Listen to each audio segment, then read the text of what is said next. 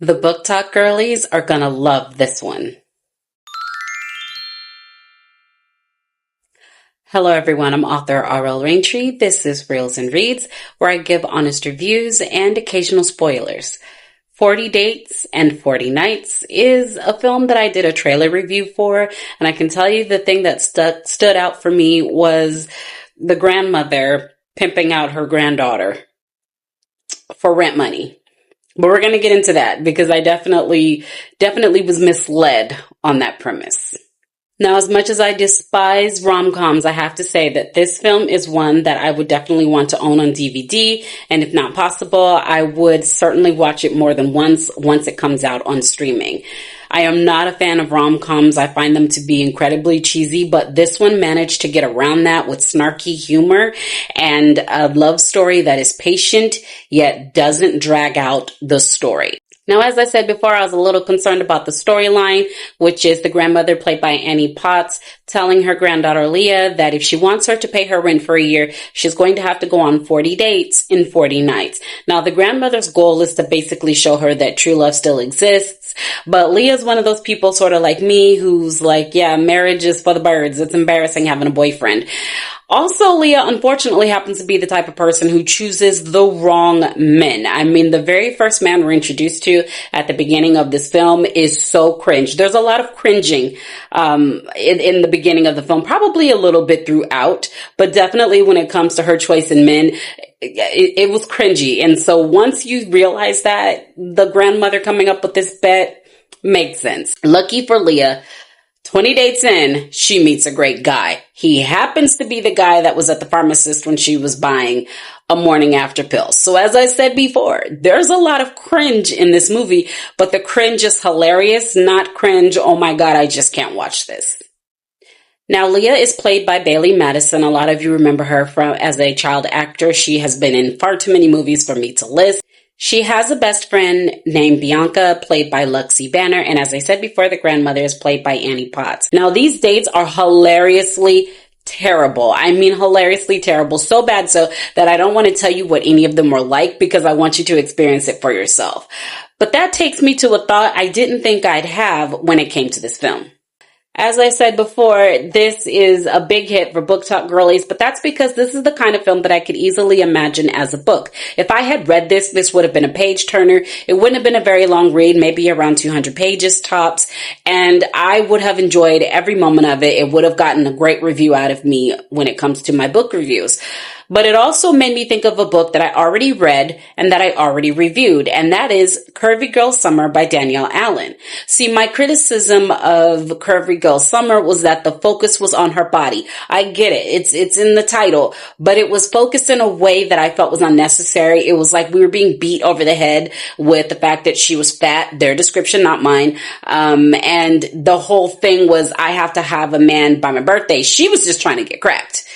I can appreciate that, but her family members are making her feel like she had to have a man by her birthday, otherwise she wouldn't get a yacht. So I'm seeing some parallels here. You know, I have to have a man or else I won't get this. I have to go out on dates or else I won't get that. The dates are hilariously terrible and cringy, all the while there's a man there that they should be choosing who is a great listener, very romantic, knows exactly what she needs, knows exactly what she wants, knows that she's picking the wrong men because he himself is the right man. So there's a lot of parallels there, and speaking of cringe, it makes me cringe to think of the fact that if Curvy Girl Summer had removed all of the references to her weight, making her weight the central focus, making her self-conscious about her weight, and just focused on her hidden talents, the way Leah has a hidden talent here in this film, I think Curvy Girl Summer would have been the better choice for the film. Because obviously this is a Black author and it's Black characters in the book. I think that I would have loved seeing that as a rom-com, but instead we have a completely different writer, completely different book, for the most part a completely different storyline, but you can certainly see the parallels parallels, and I feel like this movie was proof that if we stop focusing on female characters' bodies and insecurities and instead focus on their talents and their positive traits, you'll have a much better romance story. Leah's hidden talent is that she's really good at drawing, which is great for the job that she has. And instead of focusing on all of Leah's insecurities, how she picks bad men, how she's kind of behaving kind of jaded as a result of it, the focus was on her believing in herself, believing in love, and just generally trying to be happy. And that made for a much better story, one that I want to go and watch again. I definitely recommend this movie for people ages 16 and up. And when I say 16, I mean a mature 16, like a person who you can talk to about romance and love and the birds and the bees. I feel like this is something that they should see, get a good example of what a no count man looks like, get a good example of what it's like to date a really crappy guy, and to kind of set the expectation for the type of men they're looking for, assuming they're looking for a man at all. Obviously, this could be universal if you kind of flexible with your imagination there.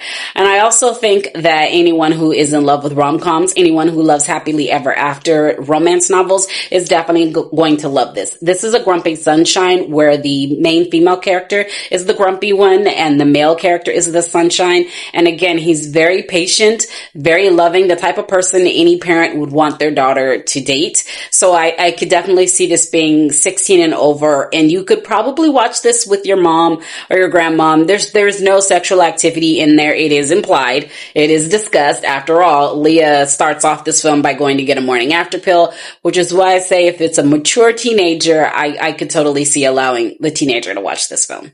My rating for this film is an easy 5 stars. It doesn't drag out. There's not a wasted moment in this film. There is absolutely no filler. Every single scene feels a purpose, whether it's Leah trying to conquer her fears, whether it's Leah going on these dates. And even with each date, you see how Leah gets more and more jaded date after date, to a point where I don't even realize it's kind of happening because I'm kind of jaded for her at this point. We also have the subtle nonverbal acting by Annie Potts, where she basically, expresses with her facial expressions, that she can see that her granddaughter is starting to fall in love, and that her whole bet thing is working, because it was never about winning the bet. It was more about her granddaughter making better choices in men. And it helps that there's a stipulation that she can't have sex. So you know exactly what the grandmother was doing. Now, she has a best friend, Bianca, like I said, and Bianca is the best type of friend, but she's also not the sidekick type of friend, someone who's relegated to punchlines and silliness and I'm just here to support you. She is her own unique character, so much so that a moment shared between her character and Gigi, which is the grandmother, could be used as a sequel. I mean, I'm not a fan of useless sequels, but I could easily see a sequel to this film with the best friend Bianca going through something similar. There was a certain relationship between the grandmother and the best friend that I would have liked to see explored, but it wasn't enough to take away from the rating. In fact, it contributed to it, because as I said, I would love to see a sequel to this film. Let me know what your favorite rom-com is and what your favorite happily ever after romance novel is, and drop it in the comments. I love to see if maybe I'm over my disdain for rom-coms, but don't push it. This is my most hated genre. Anyways, I'm author R.L. Raintree. This has been Reels and Reads, and thank you so much for watching.